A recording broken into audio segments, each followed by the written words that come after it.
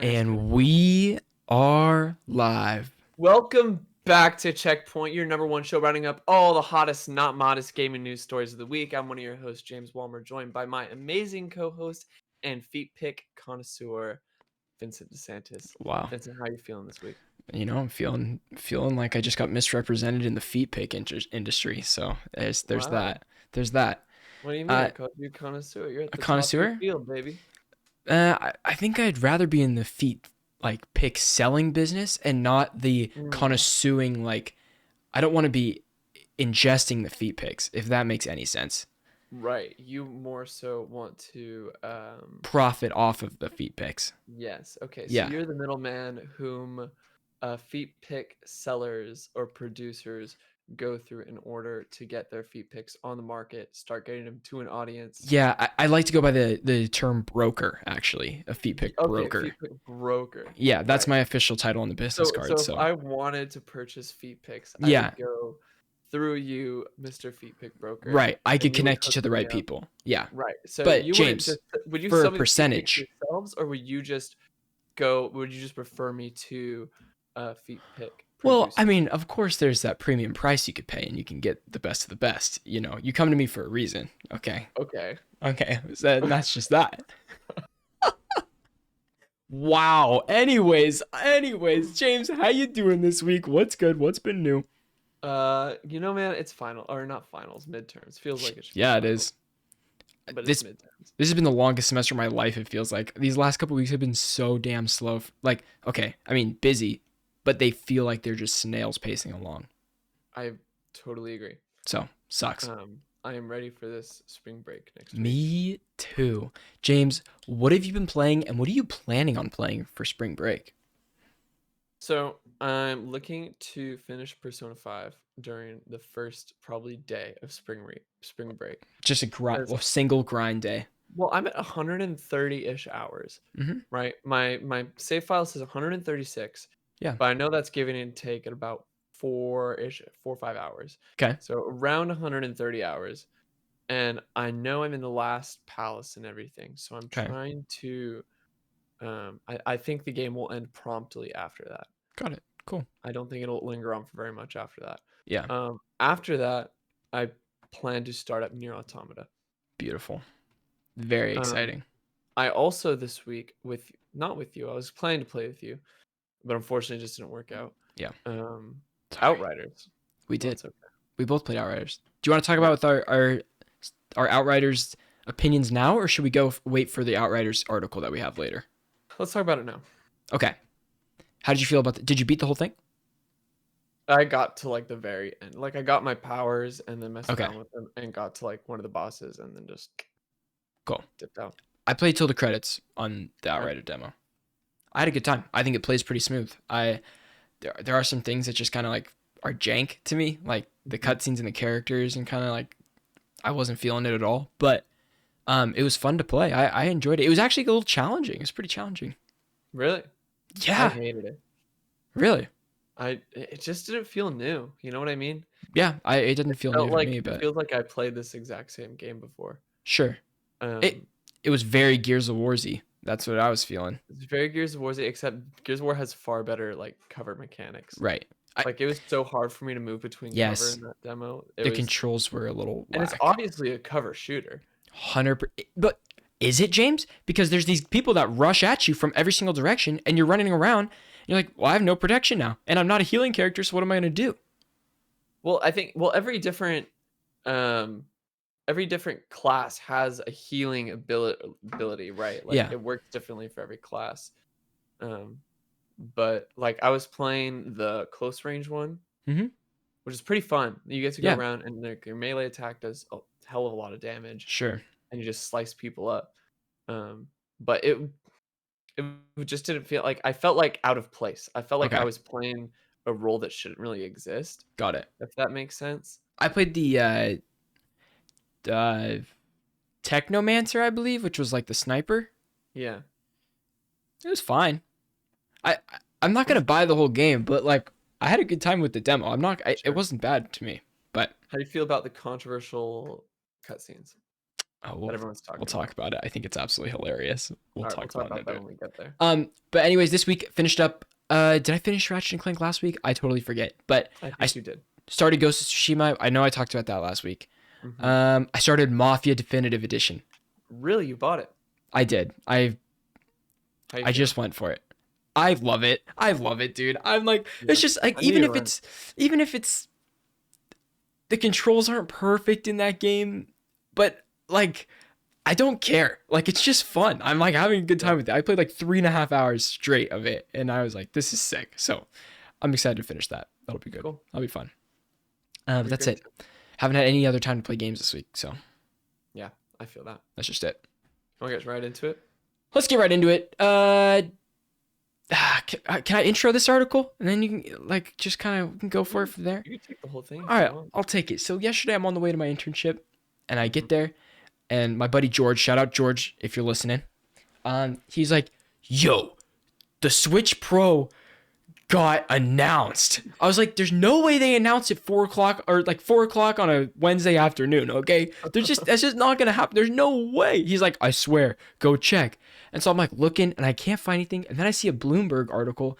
And it's not that this Nintendo Switch Pro got revealed, but it's happening. You know what I mean? Like it's happening, Yeah. especially after this article. So this is a report from Bloomberg, but Polygon wrote this article that we're reporting off of.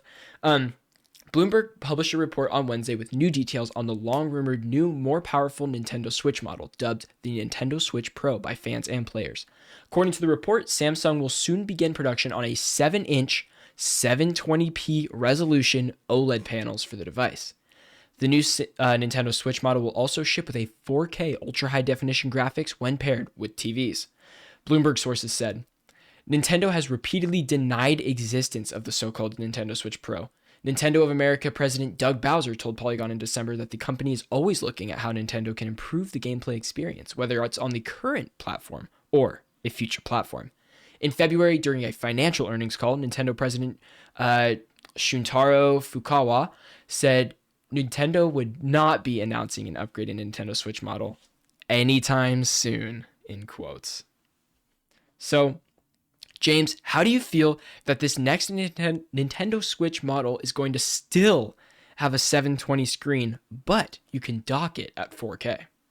I think it should be a 1080 screen. Me too. I think it has no reason to be a 720p resolution screen if it upscales all the way up to 4K. I was also reading something else that said the battery life on the Nintendo Switch Pro will be that much better because it's not a 1080 screen. Like the 1080 screen will tank that battery usage, and so that's the balance that they're trying to go for. Obviously, that's like a rumor because there's no real tech stuff out for it yet, but right. I don't know. Also, what games do you need this 4K resolution with that are playing on the Nintendo Switch? For me, it's nothing. Except Breath of the Wild. But that's the first thing that came to my mind. But what else?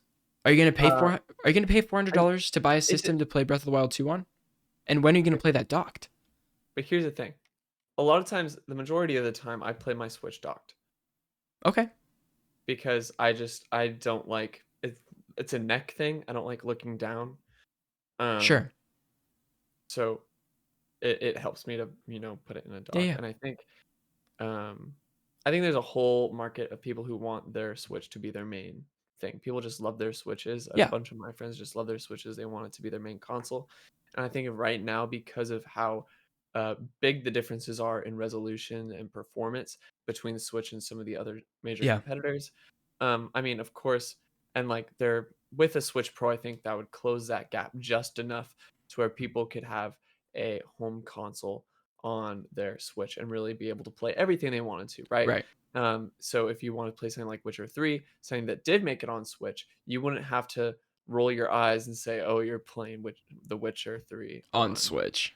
On Switch, right? Like, are you really playing The Witcher 3 if you're playing it on Switch? Here's my next big question that is still a very big unknown about this new Nintendo Switch model. Will it?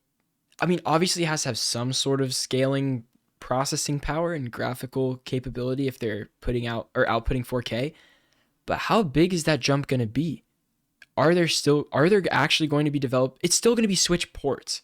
I feel like Right. there's still not going to be these big launches on Switch. It's going to be like It's these just gonna games be comes out, upscaling. and then they downscale for just Switch, and then they upscale that version to 4K or something like Oh, that. You know what I yes. mean? I hear what you mean. Yeah. So it might be 4K resolution, but it's not like 4K textures that the game's running. That's my Right. thought.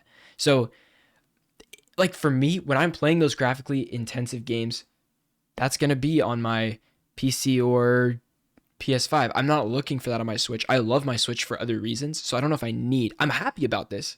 It's also going to be a bigger screen and stuff like that. Um, Only by like half an inch, but that's still half an inch is not bad for the handheld. But yeah, I don't know. Do you have any other thoughts on this? Yeah, I mean I think it goes back to the question of like who is this for? Yeah. And I don't think in a lot of ways I don't think a Switch is for like someone like you and I who has all these consoles and PC, you know? I mean, at Hmm. least not in terms of primary market. A lot of Right. times Nintendo consoles operate on like a secondary market and they have Sure. their own dedicated consumers who want to play Nintendo games. Hmm. A lot of times, Nintendo platforms, at least I feel like, draw consumers who want to play specifically um, Nintendo IPs, and I think, for to run that in 4K, even if that is without all the fancy textures and things like that. Yeah. While some might view that as kind of a not like as something as dramatic as a stab on a in the back, but like Right. just kind of shortchanging them. I think they would gladly accept for I feel Yeah. like Yeah. You're right. I You're right. feel like Nintendo like fans are like, yes, Nintendo, please give me your like table scraps. I'll take whatever you can have. I just want Majora's Mask HD remastered. You know, Remastered. Yeah. remastered, Hmm. as opposed to like, the other consoles who are like, "Ugh," like, oh, you know what? I take that back because once the Pokemon Direct came out, everyone was like, fuck this Pokemon, like Diamond and Pearl looks bad. Really? I heard that all the time. I thought it was all No, positive reception for that Pokemon Direct. some What people do you were not about it. really? Okay. Wow. Yeah. Actually, we didn't talk about that at all. We didn't write that down. I forgot that that happened Me too. after within we With can go over it real less than quick. 24 hours. I'll tell you what. I mean, we're already talking about Switch stuff. So basically, what we got is, um, what is it? Diamond and Pearl remaster. We got Diamond and Pearl remastered, and I forgot about this, dude. What the heck? we got Diamond Pearl remastered, and we also got Legends Arceus. Right, Those are the two big ones, which is the open world. which looked awful. Like, I mean, in terms of concept and like gameplay, it's probably going to be great, but in terms of like Yeah. how it's running in the trailer, it does not look good. Well, the thing is, it's stuck in the middle between too many things. It's like they did that Breath of the Wild shot, where it pans out Right. and like over something. So it's like Mhm. very like inspired by like Very, that very perfect game, vast, very vast. But at the same time, it's trying to save that. What did they call that in Pokemon Sword and Shield? That area, the Galar region. oh, the It's Galar region. Yeah. yeah, they're trying to. It's like both of that and then stuck in the middle of those two. So I don't know. Well, I just don't think we know enough about the core No, gameplay loop to not yet. say something like that, right? Yeah. I think the idea of like an open world Pokemon game could be really, really good. Hmm. Um, but I think all we know is the Galar region, so that's all we have to compare Totally. it Yeah, to. yeah, yeah. But I also think the Galar region works. I think the Galar It was region might fun. be the best thing to ever happen to Pokemon. Um, Bold claim, but I mean, okay. What else is there between like? And It's also, I definitely haven't the most inventive. also I haven't like frequented Pokemon since like I took a gap between Heart Gold and Soul Silver Hmm. to Sword and Shield, right? So I Yeah, didn't play Black and White, I didn't play X and Y.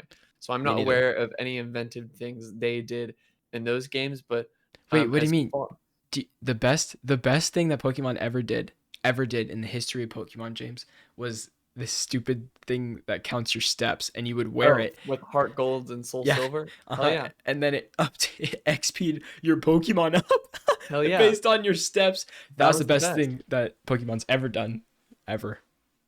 Also, real quick, I want to bring up in chat. OTC says, as someone with issues with high resolutions, electrical hypersensitivity, I'm glad it'll be a 720 screen. I can't get a lot of new consoles because of it. That's an interesting point that I would not have thought of without that. And Luigi says open world Pokemon is going to slap. We'll see. I just can't say that. Yeah. I'm ready. I want it to slap. Want it Don't to get me slap wrong. real hard. Yeah. And I hope it does. I got nothing else to say Yeah. about the Pokemon Direct 2. I watched the trailers. They're pretty cool, but that's about it. Yeah, they look really cool. Yeah. Do you have anything else to say about the new Switch model? No. We'll get better. We'll get more news about this soon, I'm sure. They said in Bloomberg reported that this will be ready by the end of the year. I think I read in this or another report that they were planning to ship those in June or July to Nintendo. Ship what to them? The screens. Oh, The okay. phones. Oh, got it. Okay, Mhm. fair enough. Mhm. Do you know that the Vita has an OLED screen still? Because the Vita is an amazing console. I don't know. No, I didn't know that, but that's incredible. I don't actually think it's an amazing console, but All that's right, all. Just get ready to fight people on that. I'm not. All right. You're up. What's next? Yep, you're right. Epic Games buys Fall Guys developer. That's right. Epic Games has bought Tonic Games Group, the company that owns Fall Guys Ultimate Knockout Studio, Mediatronic. Announced via joint post on Epic. Mediatonic. You're right. I Sorry. added in more. Sorry, I didn't Mediatonic. mean to be like that. No, you're good. Announced via a joint post on the Epic Games blog, the purchase is light on details, like the price. Nice. But it Nice. notes that Fall Guys gameplay isn't changing.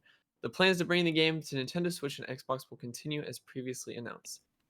Quote, beyond the shared vision among our teams, we see tremendous potential in combining forces with Epic, says Paul Croft, Lara Croft's father. Tonic Games Group's co-founder and chief games officer, according to Epic's blog post. Quote again, whether it's about making our games the best they can be or empowering other game developers to take their content from a kernel of an idea to commercial success, we know that together we will be able to reach greater heights. End quote. Yes. Vin, what do you think this means for Epic Games? What do you think this means for Fall Guys? Do you think this means new IPs? Do you think this just means more funding for Fall Guys extra content? What do you think this means? At first, I read this headline. I was like, this blew my mind. Really? But then I really thought about it. I was like, it means absolutely. I really didn't care about this at all. This means nothing to me. No. Fall Guys will now be on Epic. Great. Phenomenal. I don't know how Epic is going to make Fall Guys a bigger game because Fall Guys, it did its thing. It's done. It did its thing, it did it well, and it's done. It did it great. I would say, sure, keep going with a little content because there are still people that play it. And sure, you got to respect those people. Sure. I would just trickle out that content, but then boom, shift all of your work to whatever's next, like that next big thing, because they probably, I think they have the potential to make the next, like, another multiplayer game that's super fun like that. I agree. But I think if Mediatonic is still all in on Fall Guys, I think they're really missing what they could be working on next, and I think that Epic is going to help them with that. Or, you know what? I'll tell you what's next is the Fortnite Fall Guys skins. That's really what is next. That's the only thing that Or this the Fall means. Guys Fortnite skins. Wow. Whoa. Whoa. Don't get too crazy there. Oh my gosh. James, are people spending their money in Fall Guys right now? I don't know. Is that a thing? I actually just learned last week that Fall Guys actually cost him money to buy. $20 if you didn't have PlayStation Plus. I thought it was a free to play game. Negative. It was for me because of the PlayStation Plus, but that's. Can you imagine if it was a free to play game? I bet that would have completely saved it. I bet that this game, if it went free to play, it would still have people playing it all the time. Right. But no, they're lost. They're lost. They're lost, I guess. I imagine it's still going to be $20 when it comes to Xbox and Switch as well. So, yeah, we'll see. Next up, do you have anything else to say about this? No. He said no. No. All right. New details about Aliens Fireteam coming summer 2021. This comes from Great White & Co., which we've been using a lot recently, and I've been going to this website a little bit more. They're definitely like in their beginning stages of their venture into games journalism, but they have really reputable sources and stuff that they're using. So I'm all about it. Maybe this is like up and coming. I don't know. Maybe we're on a wave, James. Maybe we're surfing a wave. This just could be it. Okay. Aliens Fireteam is a cooperative third-person survival shooter set 23 years after the original Alien trilogy. You play as Colonel Yeah, Colonel Marine, that is part of a fire team that is stationed aboard the USS Colonial Endeavour. Marine. Colonial Marine, thank you. I knew I would get that wrong. It's like the same thing, but just without the I, it's a colonel all of a sudden. You know what I mean? It's Yeah, like ridiculous. Aliens, Colonial Marines, the Yeah, terrible game. it's horrid. Yeah. Um, okay, they're aboard the USS Endeavour as they try to survive and enter an entire xenomorph hive. Facehuggers to Praetorians, the hive includes over 20 enemy types, each with its own intelligence, working to bring a fire team to an end. It's unclear if they will be as advanced as the dual-brained AI of the xenomorph from Alien Isolation, which is freaking terrifying. But with so many different enemies along the xenomorph evolutionary scale working to hunt you down, there will be plenty of targets for you to shoot at. This game has 5 classes: Gunner, Demolisher, Technician, Doc, and Recon. You know I'm a Recon boy, James. And over 30 weapons to choose from. Each class has its own unique abilities and character perks, and the weapons have 70 plus mods and attachments, so lots of options for customization there. Aliens Fire Team. I feel like that's stupid. It should be Alien Fire Teams. Will release summer 2021 for PlayStation 4, PlayStation 5, Xbox One, Xbox Series S and X, and PC via Steam. James, have you seen the trailer for this? I did. I watched it. Looks like chaotic fun to me. I'm into it. Yeah, me too. It's just like, if it's $20, I'll buy it. right. There's no way in hell I'd be paying $60 for this game. No way. But I think I would be all in for squat up a couple times to play this. Yeah. So, It's same like Left 4 Dead style. right. Super chaotic. I wonder if they do like a versus sort of thing. Like in Left 4 Dead, you could have one team play as Yes. the zombies, one team play as the survivors. So in the same fashion, you'd have 5 people playing as various Yeah. alien classes, and then 5 people playing as the gunner classes. Right. Okay. Marine classes. This has reminded me of Back 4 Blood. Okay. I want to play Back 4 Blood so bad. What is Back 4 Blood? It's basically Left 4 Dead 3, but not Left 4 Dead because they don't have that. Yeah, the one they showed alpha footage of. Yeah, well, did you see they like opened it to beta so people were able to play it? And it looked so much fun. It looked way cooler really? than they showed in alpha. Yes, dude, it looked so much fun.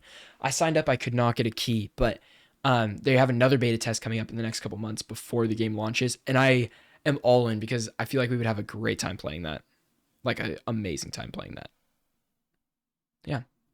Also, just real quick note before we move on to the next one. Thank you all for joining us here on Twitch. It's incredible. If you're listening to audio platforms later, you know that we do this live on Twitch on Thursdays at 5 p.m. PST. You can come join the conversation. And yeah, thank you. James, what's next?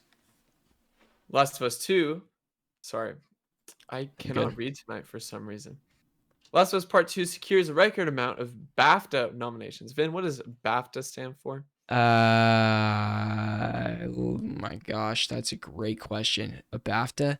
Let me look. This is embarrassing. I should know. BAFTA. What does BAFTA stand for? What does BAFTA stand for? Okay, here we go. BAFTA stands for the British Academy of Film and Television Arts. That was not what I was expecting, but that's what it is. All right. So Last of Us secures a record amount of these. Naughty Dog's The Last of Us Part 2 is up for 13 awards at this year's BAFTAs, the largest number for a single game since the event started in 2004.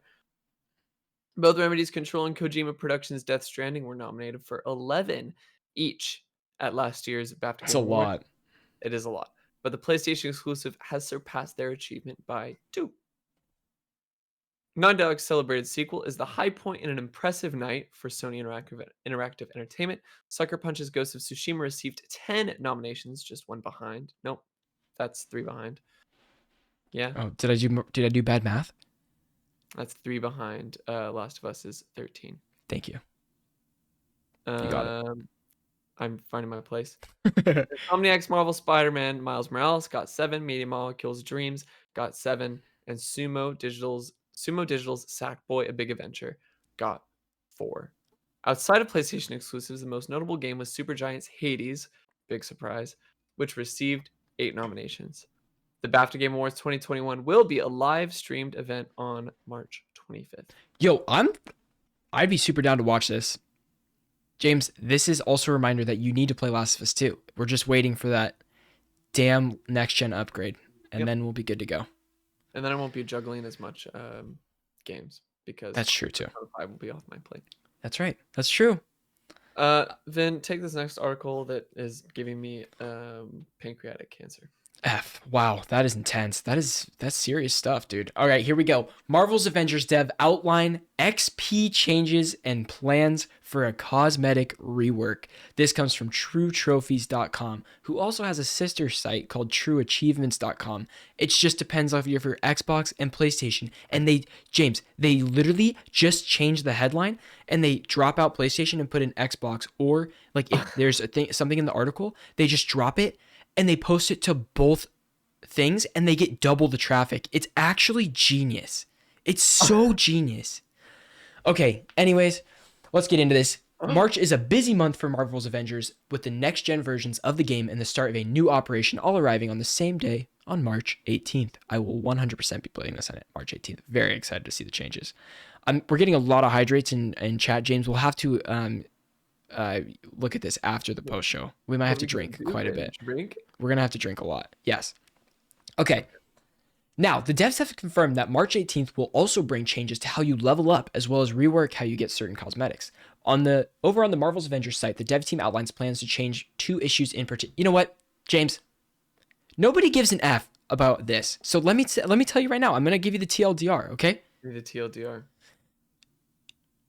Okay. Each character has a max level of 50, each Avenger. Yeah. Right now, every level has the same amount of experience to get to level 50. Right? Mm-hmm. Now, they have changed the game so that once you hit level 25, it's even harder to reach the next level every single time. All right? Mm-hmm. I'm glad you're drinking for the both of us. So, nobody wants to grind this game anyways right now, or ever. So it doesn't make sense to me why they're upping the cap, or not upping the cap, making it harder to level up for every single character. I don't get it. It doesn't make sense. So that is that. I don't know if I'm upset about this, but it's a very confusing decision that definitely does not invite new players in. So there's that. Why did they do it? The grind was already enough. Like, the grind was a key criticism of this game, was that it was so much of a slog from level 25 to 50, that there was like nothing to do. I'll tell you right now, no incentive. They've made it much worse, exponentially worse, actually. Yeah, I don't get it. I can tell you that I just hit 26 on Captain America. There's no way I'm getting to 50 at this rate, or for any of the characters. You know what I mean? Mm-hmm. Can't be me. Can never be me. Literally, that's all. That's literally all. Can never be because I'm never gonna play Avengers. Yes, you are. Yes, you are. I'm telling you, this next gen update is gonna be so good. It's gonna blow you away. We'll see. And then we'll all play. No, I gotta get into Destiny. Oh, forget Avengers. It's time to go back to Destiny, baby. Let's go. Okay, I gotta still buy Beyond Light. I heard it was on sale this weekend, so I think that was it started on Wednesday. So yesterday it went on sale. Gotta buy it. All right, James, take the next one.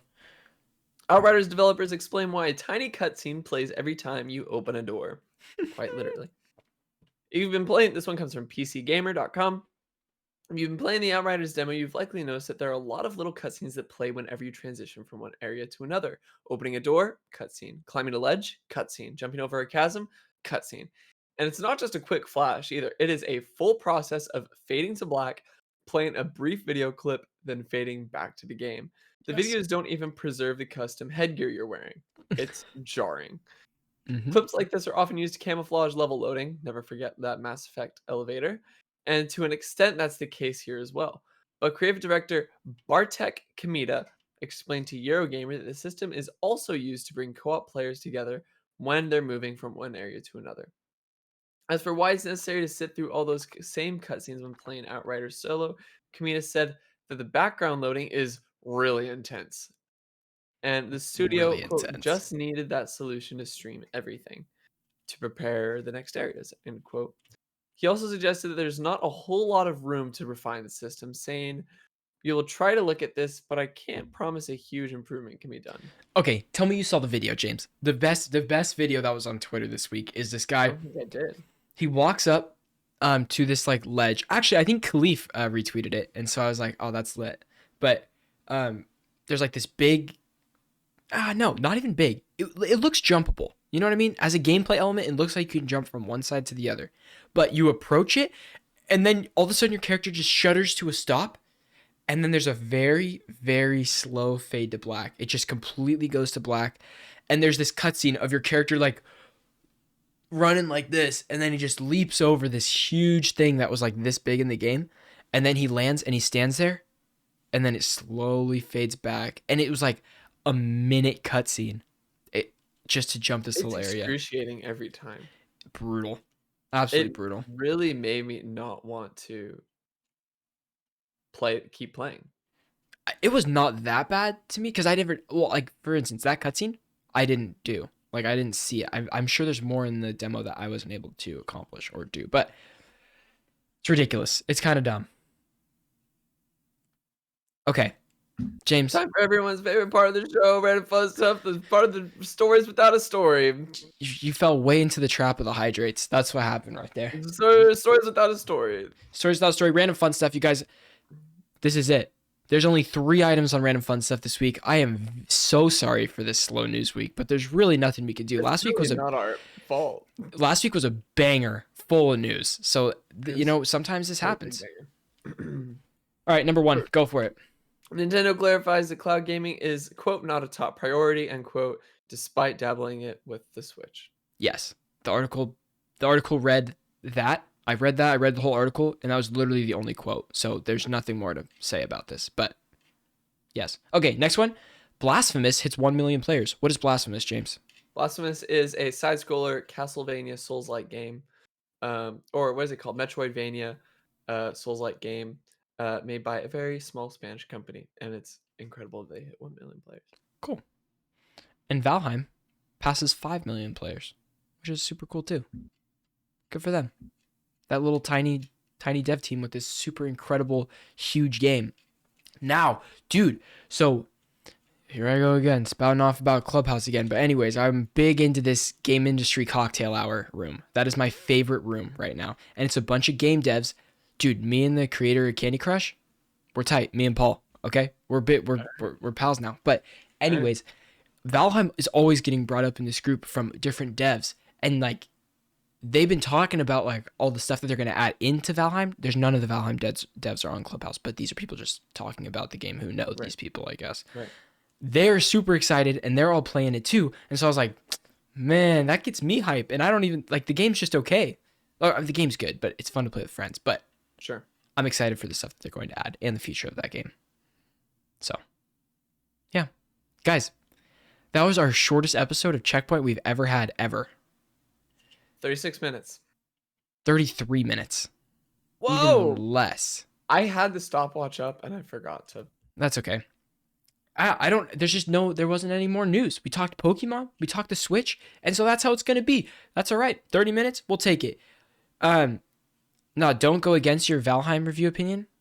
That was my Valheim review. I like Valheim. It's cool. Guys, if you're on Twitch, we'll see you for the post show. If you're listening on audio platforms, thank you so much for joining us for episode 54 of Checkpoint, and we will see you next week for episode 55, which is, again, crazy. Every week I say it. Every week I say it's crazy that we're this far. So, incredible. James, do you have anything else to say to the people before we run the outro and go into the post show? The only thing I got is smoochies for salt. And God bless you. All right, we're running this outro. Chat, we will see you in 30 seconds.